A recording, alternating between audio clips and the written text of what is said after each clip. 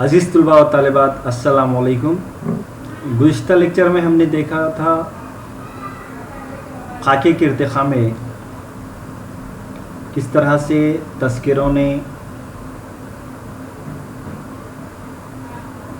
इब्तिदाई नक़ूश खाका निगारी के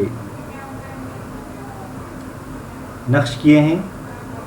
उसके बाद जो एक नस्ल जिसने उर्दू अदब में खाका निगारी को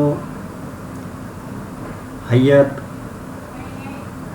या फिर हम यूँ कहें कि उसके जो फ़नी लवाज़िमात होते हैं उनको पूरी तरह से बरता, जिसमें हम कह सकते हैं फ़रहतुल्लाह बेग और उनके मुअस्सिर या उनके हमअस्र खाका निगार हैं।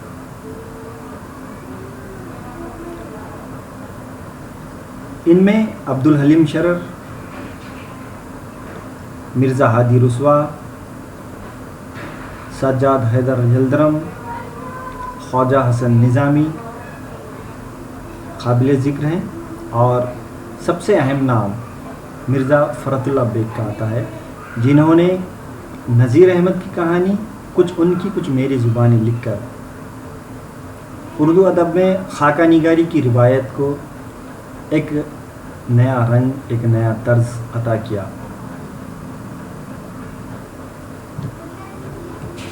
इनके बाद अगर हम देखते हैं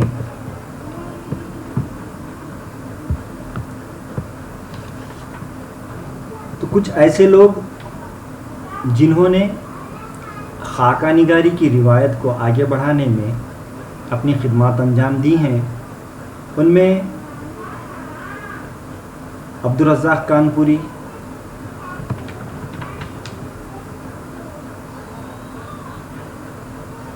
जिन्होंने सर सैयद, शिबली, मोहसिन अल मुल्क, शम्सुल उलमा, मोहम्मद हुसैन आज़ाद देहलवी, डिप्टी नज़ीर अहमद, अल्ताफ़ हुसैन हाली, बुखारुल मुल्क, जो सर सैयद के रुफ़ा थे, उन पर भी उन्होंने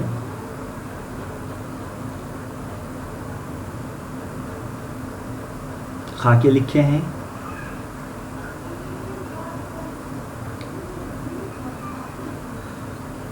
इन खाकों ने आने वाली नस्ल के लिए एक राह हमवार की और हम देखते हैं कि खाका निगारी की जो रिवायत उर्दू में पढ़ चुकी थी उसको तरक्की और उरूज मिलना शुरू हो गया। मिर्ज़ा फ़रहतुल्लाह बेग और उनके मुअस्सिरीन के बाद एक दूसरी नस्ल जिसने उर्दू अदब में खाका निगारी की सिन्फ़ की आवियारी की,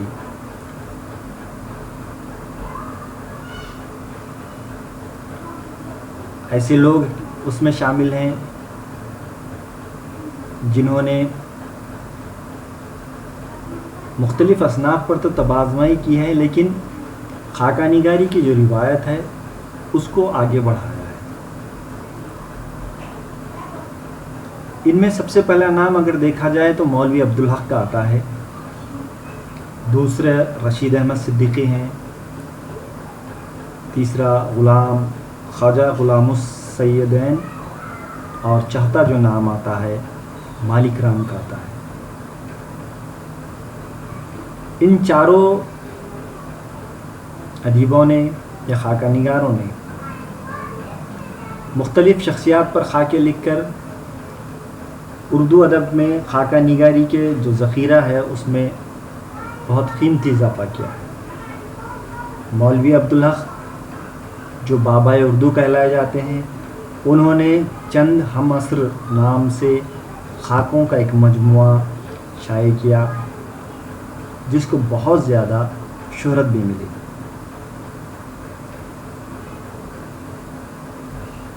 इन्होंने चंद हम असर इस मजमुए में नवाब मोहसिन अल मुल्क, सैयद अली बलग्रामी, ख्वाजा ग़ुलामुस सक़लैन, मौलवी चिराग अली, मौलाना हाली, मौलाना मोहम्मद अली, سر سید محمود اقبال و دیگر ان کے حسن انتخاب کی داد چاہتے ہیں، لیکن مولوی عبدالحق نے ہندوستانی سماج کے دیگر محنت کش افراد کی بے پناہ دیانتداری اور فرد شناسی کو بھی اپنا خراج تحسین پیش کیا۔ انہوں نے بڑی شخصیات پر تو خاکے لکھے ہی ہیں، لیکن اس کے ساتھ ساتھ جو محنت کش طبقہ ہے، اس محنت کش طبقے کے افراد کی بھی خاکے بڑی دیانتداری کے ساتھ انہوں نے اس میں لکھے ہیں۔ نامدیو مولوی اور نور خان سپاہی مولانا کے دل کے نیہا خانوں میں اپنا مقام بنا چکے تھے۔ نامدیو مولوی نام سے ان کا ایک خاکہ ہے جو بہت زیادہ مشہور ہے، اور نور خان سپاہی یہ ایسی شخصیات ہیں جو عام لوگ ہیں، لیکن انہوں نے اپنے اثرات مولوی عبدالحق پر مرتب کیے تھے، اور ان سے متاثر ہو کر مولوی عبدالحق نے یہ خاکے لکھے تھے۔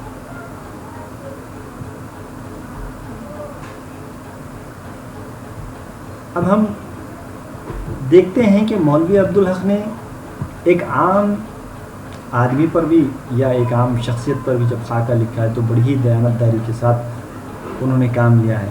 اس کے برخلاف اگر بڑی شخصیت پر بھی انہوں نے خاکے لکھے ہیں تو اس میں بھی انہوں نے اپنے فن کے جوہر دکھائے ہیں۔ جیسا کہ سر سید احمد خان کے خاکے کے ابتدائی جملے ان کے دیکھیے، تصویر جس قدر بڑی شاندار اور نفیس ہوتی ہے، اسی قدر اسے پیچھے ہٹ کر دیکھنا پڑتا ہے تاکہ اس کے خد و خال واضح طور پر نمایاں ہو سکے اور صنائع کے کمال اور تصویر کے حسن و خبا کا صحیح اندازہ ہو سکے۔ یہی حال بڑے لوگوں کا ہے جنہوں نے دنیا میں کسی نہ کسی حیثیت سے کار نمایاں کیا ہے، تو وہ اس ڈھنگ سے سرسید پہ جو خاکہ انہوں نے لکھا ہے اس کی شروعات کرتے ہیں۔ تو یہ جو انداز ہے بہت ہی خوبصورت اور کارگر انداز ہم کو مولوی عبدالحق کے یہاں دیکھنے کو ملتا ہے۔ اس کے برخلاف اگر ہم دیکھیں گے، انہوں نے جو سر سید جیسی شخصیت جس سے وہ بہت زیادہ متاثر بھی تھے، یا ہم یوں کہیں کہ وہ ان کے ہم خیال بھی تھے، انہوں نے اپنے مخالفین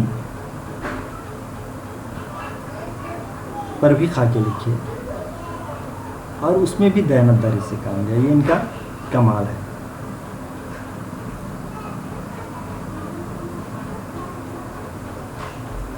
شخصیتوں کو مخلص اور بے نفس بھی انہوں نے بتایا ہے۔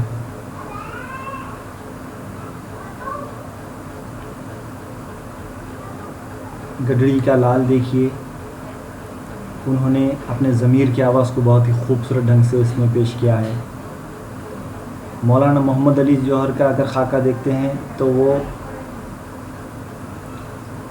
اپنے ہمعصر خاکہ نگار اور اپنے زمانے کے حالات و خیالات اور جھلوں سے متاثر ہو کر ہوئے بغیر نہیں رہ سکتے، لیکن اس کے باوجود بھی انہوں نے اس کو بڑی خوبصورت ڈھنگ سے پیش کیا ہے۔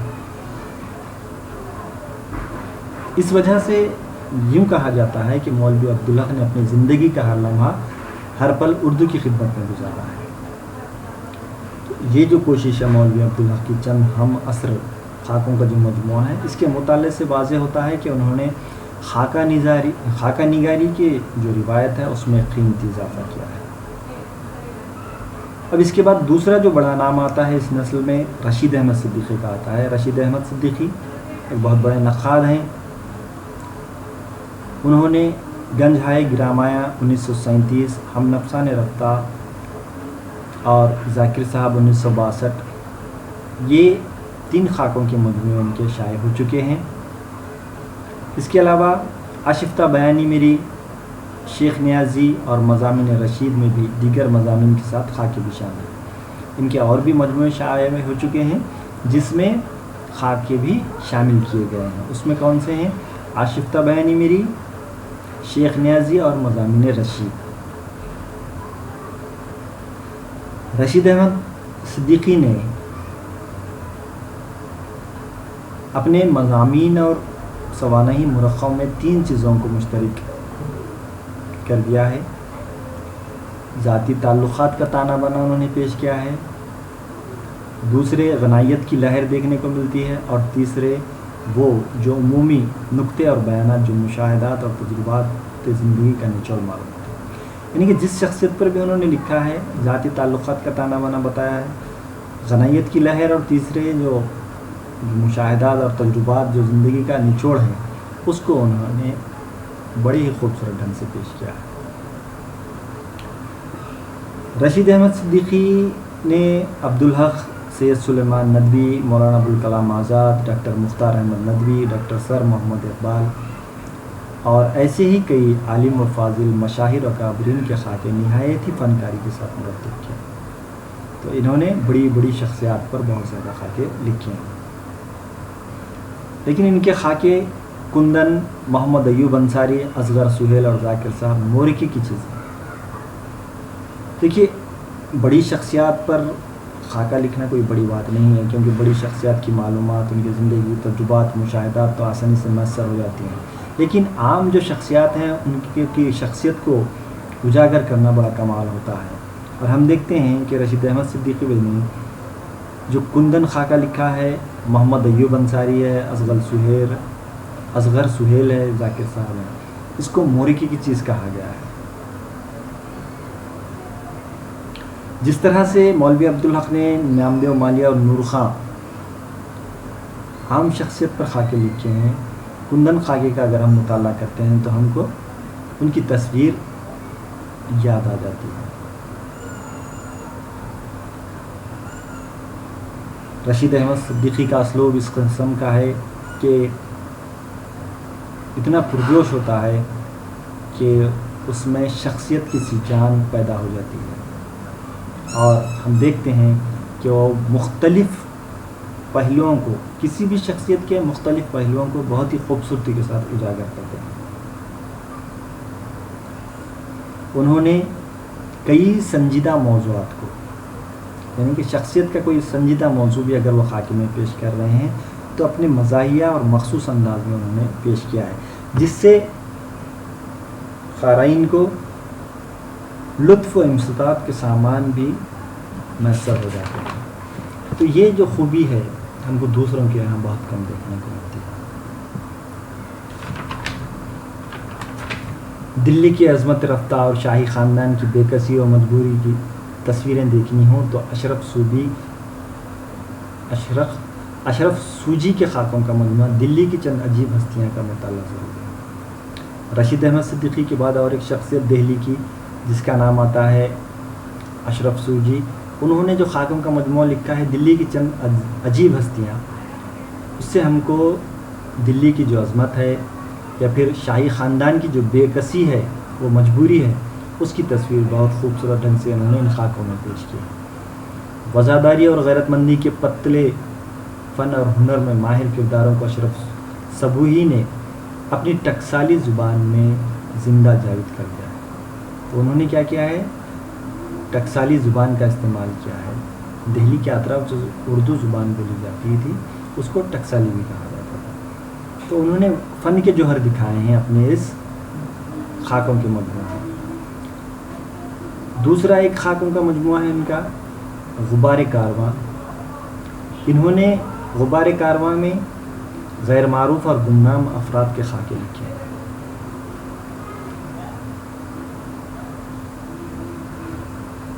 اگر ہم دیکھتے ہیں تو اشرف صبوحی کے دو خاکے، دلی کی چند عجیب ہستیاں اور غبار کارواں، اب تک منظر عام پر آ چکے ہیں. پھر ایک شخصیت جس نے شاعری کے ساتھ ساتھ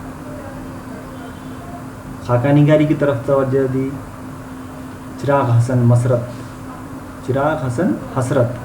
تو انہوں نے مردم دیدہ کے نام سے کئی شخصیتوں کے خاکے قلم بند کیے. پھر دہلی سے تعلق رکھنے والی اور ایک شخصیت ہے شاہد احمد دہلوی. انہوں نے کئی خاکے ٹکسالی زبان میں لکھے ہیں. ان کا مجموعہ جو ہے گنجینہ گوہر کے نام سے 1962 میں شائع بھی ہوا ہے. اس میں انہوں نے بڑا ہی دلکش اور فطری اسلوب پیش کیا ہے. بڑی بڑی شخصیات پر بھی انہوں نے خاکے لکھے ہیں. اگر ہم دیکھتے ہیں تو انہوں نے جو تصویر کشی اپنے قلم کے کیمرے سے کی ہے شخصیات کی، اسے پڑھ کر معلوم ہوتا ہے کہ خاکہ نگاری اور مرقع کشی پر انہیں مکمل عبور حاصل ہے. یعنی کہ ہم دیکھتے ہیں کہ شاہد احمد دہلوی خاکہ نگاری اور مرقع کشی پر عبور رکھتے تھے.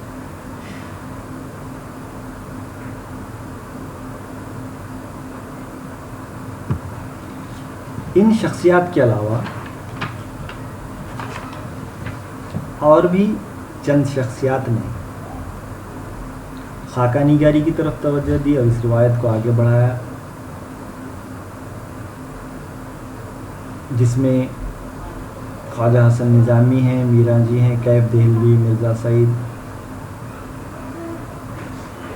اس طرح کے خاکہ نگار ہم کو دیکھنے کو ملتے ہیں.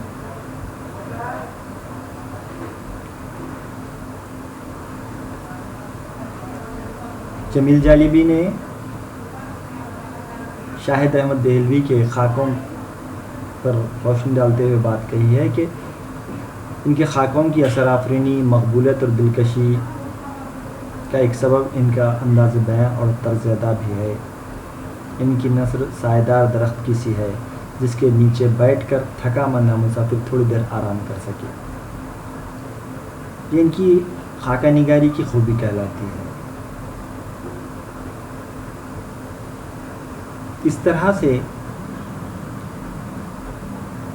فرحت اللہ بیگ کے بعد جس نسل نے اردو ادب میں خاکہ نگاری کی روایت کو آگے بڑھایا اور اس کے جو سب سے اہم نام ہیں مولوی عبدالحق، رشید احمد صدیقی، خواجہ غلام السیدین اور مالک رام ہیں، اس کے ساتھ ساتھ ہم دیکھتے ہیں کہ اشرف صبوحی، شاہد احمد دہلوی ایسے خاکہ نگار ہیں جنہوں نے اس روایت کو آگے بڑھایا.